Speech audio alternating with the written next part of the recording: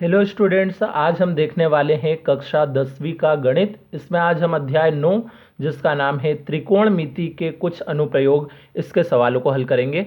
तो video start करने से पहले यदि आपने अभी तक हमारे चैनल को सब्सक्राइब नहीं किया है तो सब्सक्राइब कर ले और बेल आइकन को प्रेस कर दे ताकि आने वाले हर वीडियो का नोटिफिकेशन आपको प्राप्त हो सके। और वीडियो को अधिक से अधिक लाइक एवं शेयर जरूर करें। और अगर आपने अभी तक हमारे पिछले वीडियो नहीं देखे हैं तो डिस्क्रिप्शन में 10वीं गणित के सॉल्यूशन की प्लेलिस्ट की लिंक दी गई है, वहां से आप वो सारे वीडियो देख सकते हैं। तो शुरू करते हैं आज का ये सवाल। आज हम प्रश्नावली 9.1 का 5वां सवाल पढ़ने वाले हैं। सवाल दिया है, भूमि से 60 मीटर की ऊंचाई पर एक पतंग उड़ रही है। पतंग में लगी डोर को अस्थायी रूप से भूमि के एक बिंदु से बांध दिया गया है। तो भूमि के साथ डोरी का झुकाव 60 डिग्री है। यह मानकर कि डोरी में कोई ढील नहीं है, डोरी की लंबाई ज्ञात कीजिए। तो सबसे पहले हमें यहां पे क्या करना होगा, एक चित्र बनाना होगा। उस चित्र से फिर हमारा सवाल सॉल्व हो जाएगा आसानी से। तो पहले हम क्या करते हैं, यहाँ पे भूमि से 60 मीटर की ऊंचाई पर एक पतंग उड़ रही है। तो ये यहाँ पर हमने क्या करा, सबसे पहले तो ये भूमि बना दी और इससे कितनी ऊंचाई पर, 60 मीटर की ऊंचाई पर। ये मान लीजिए हमने ये यहाँ से यहाँ तक की ऊंचाई को 60 मीटर मान लिया, ये 60 मीटर। तो 60 मीटर की ऊंचाई पे यहाँ पे कोई पतंग उड़ रही है। अब पतंग में लगी डोर को अस्थायी रूप से भूमि के एक बिंदु से बांध दिया गया है। तो पतंग में जो डोर लगी हुई है उसको भूमि के किसी बिंदु से अस्थायी रूप से यहाँ पे बांध दिया है। ये भूमि का कोई बिंदु है, इससे बांध दिया उस डोर को। अब भूमि के साथ डोरी का जो झुकाव है वो 60 डिग्री का है। ये भूमि है, इसके साथ इस डोरी का जो झुकाव है वो कितने का है, 60 डिग्री का है। अब यह मानकर कि डोरी में कोई ढील नहीं है, ये डोरी में कोई ढील नहीं है, तो डोरी की लंबाई हमें ज्ञात करनी है।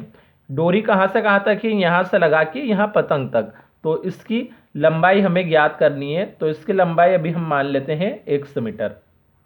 तो ये डोरी की लंबाई हमें ज्ञात करनी है। और पतंग कितनी ऊंचाई पर उड़ रही है, ये 60 मीटर की ऊंचाई पर उड़ रही है।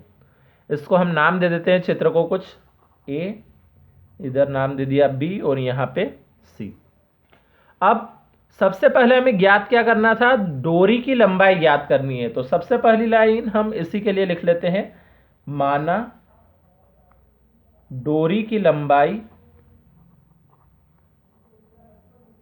डोरी की लंबाई, डोरी की लंबाई कहां से कहां तक है, ए से सी तक। तो ए सी बराबर कितना, x मीटर।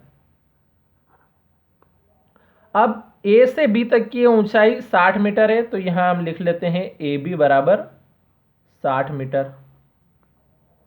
और ये जो सी पे बना हुआ जो कोण है, इस कोण का नाम क्या है, ए सी बी। तो कोण ए सी बी बराबर कितने का है, ये 60 डिग्री का है।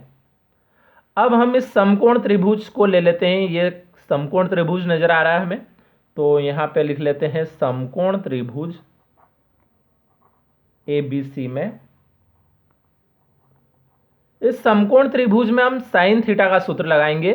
साइन थीटा का क्यों लगेगा, क्योंकि इस बार हमारे पास लंब और कर्ण है। जब भी लंब और कर्ण दिए होते हैं तो साइन थीटा का लगाना होता है, और अगर लंब और आधार दिया होता तो हम टेन थीटा का लगाते। तो अभी हमको सूत्र लगाना है साइन थीटा का। साइन थीटा बराबर सूत्र होता है लंब बटे कर्ण, लंब बटे कर्ण। अब अगर हम देखें तो लंब हमारे पास क्या है, ए से बी तक है, तो लिख दिया यहां पे हमने ए बी। और कर्ण क्या है, कर्ण है ए से सी तक, तो लिख दिया कर्ण की जगह ए सी।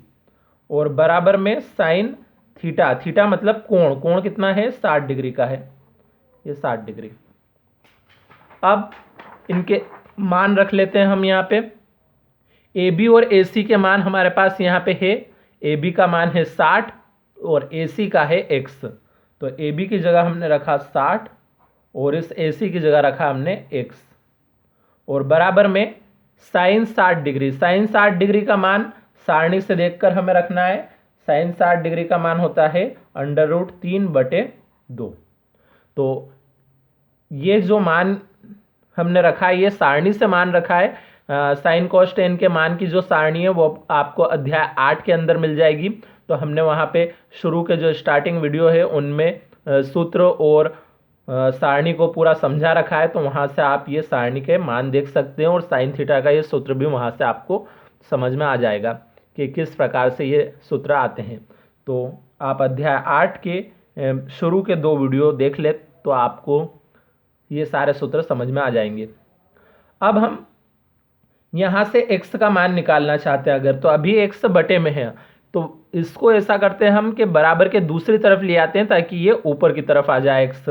तो हम क्या करते हैं, ये x अभी बटे में दूसरी तरफ लाने में ये ऊपर आ जाएगा। अब x का मान निकालना है तो इस तरफ हम x के अलावा कुछ भी नहीं रखेंगे, यानी कि ये जो √3/2 है इसको दूसरी तरफ पहुंचा देते हैं। तो दूसरी तरफ कैसे पहुंचाएंगे, ये 2 बटे में है तो ये ऊपर जाएगा, यानी कि 2 का तो 60 में गुणा होगा तो कितना हो जाएगा ये 120, और ये √3 ऊपर है इसलिए ये बटे में चल जाएगा तो ये √3। तो अब इसको हम पहले एक बार जमा के लिख लेते हैं, x आगे लिख लिया, 120 बटे √3 पीछे। अब जब भी बटे में अंडर वाली संख्या होती है तो उसका हर का परिमेयकरण किया जाता है। हर का परिमेयकरण कैसे होता है, ये जो बटे वाली संख्या है इसी का गुणा हम ऊपर भी कर देंगे और नीचे भी। तो इसका गुणा √3 का ही हमने ऊपर भी किया और नीचे भी। अब x बराबर कितना हो जाएगा, ये 120 का √3 में गुणा किया तो 120 √3, और √3 का √3 में गुणा करते हैं तो अंडर हट जाता है, यानी कि सिर्फ 3 बच जाता है। अब 3 से अगर हम 120 को काटते हैं तो 3 चौक 12 और ये 0 ऐसा ही लगाया, यानी कि बचा 40। तो x बराबर 40 √3, पीछे लगा देंगे मीटर। तो ये x का मान आ चुका हमारा, और x ही हमने किसको माना था, डोरी की लंबाई को ही x माना था, यानी कि डोरी की लंबाई कितनी आ चुकी है हमारे पास, 40 √3 मीटर आ चुकी है। तो अब आखिरी में आंसर लिख लेते हैं बस। अतः डोरी की लंबाई 40 √3 मीटर है, ये इसका आंसर हो जाएगा। तो ये सवाल कंप्लीट हुआ। अब चाहे तो आप इसका स्क्रीनशॉट ले सकते हैं यहाँ से। तो पहले इतने हिस्से का स्क्रीनशॉट ले लीजिए, फिर ये बचा हुआ हिस्सा, और फिर इसके बाद ये लास्ट तक का। तो अब अगले सवाल के लिए मिलते हैं अगले वीडियो में, तब तक के लिए धन्यवाद।